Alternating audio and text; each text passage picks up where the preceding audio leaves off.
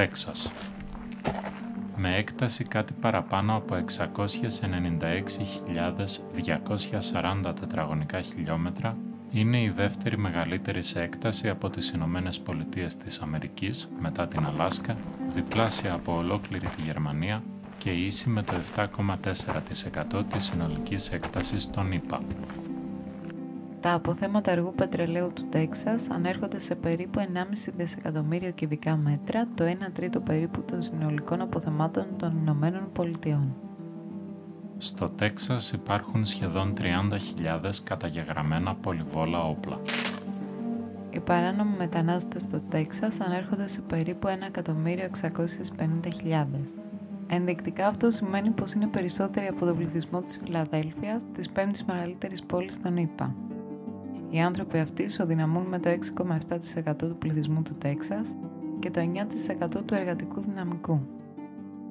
Στο Τέξας το 65,9% των ενηλίκων είναι υπέρβαροι και το 31% παχύσαρκοι.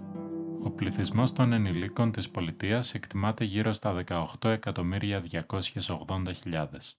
Αυτό σημαίνει ότι στο Τέξας περίπου 12 εκατομμύρια άνθρωποι, όσος ο πληθυσμός ολόκληρης της Ελλάδας, είναι υπέρβαροι και περισσότεροι από 5,5 εκατομμύρια παχύσαρκοι. Εάν το Τέξας αποτελούσε ξεχωριστή χώρα, θα είχε το 13ο υψηλότερο ακαθάριστο εγχώριο προϊόν στον κόσμο. Το ίσως ακόμα πιο εντυπωσιακό είναι πως το ΑΕΠ του Τέξας είναι ίσο με τα 2 τρίτα του ΑΕΠ ολόκληρης της Ρωσίας. Το Τέξας θεωρείται ο ηγέτης στον τομέα της αιωλικής ενέργειας στις ΗΠΑ.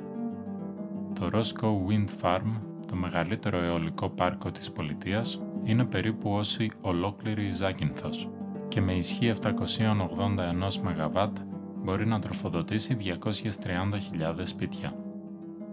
Παραδοσιακά το Τέξας θεωρείται πολιτεία όπου υπερισχύει το κόμμα των Ρεπουμπλικανών. Το 2012, ωστόσο, το 41,4% των ψηφοφόρων, δηλαδή περίπου 3.295.000 άτομα, ψήφισαν τον Μπαράκ Ομπάμα. Σύνηθες φαγητό στο Τέξας αποτελεί το γατόψαρο, γνωστό στην Ελλάδα και ως γουλιανός. Οι Τεξανοί καταναλώνουν σχεδόν 50 εκατομμύρια κιλά γατόψαρου ετησίως. Το Τέξας είναι γνωστό και για τα ράντζα του, τα μεγάλα κτηνοτροφικά αγροκτήματα.